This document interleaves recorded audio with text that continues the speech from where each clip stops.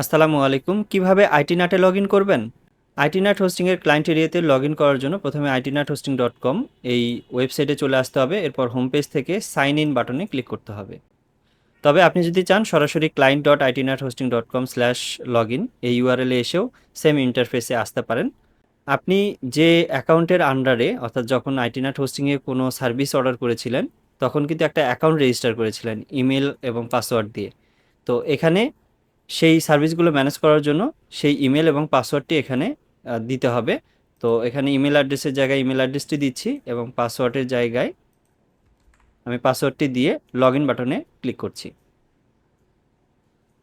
তো log in হয়ে গেছে। আপনি ক্লায়েন্ট এরিয়ার যে লগ ইন ড্যাশবোর্ড আছে এটা দেখতে পাচ্ছেন।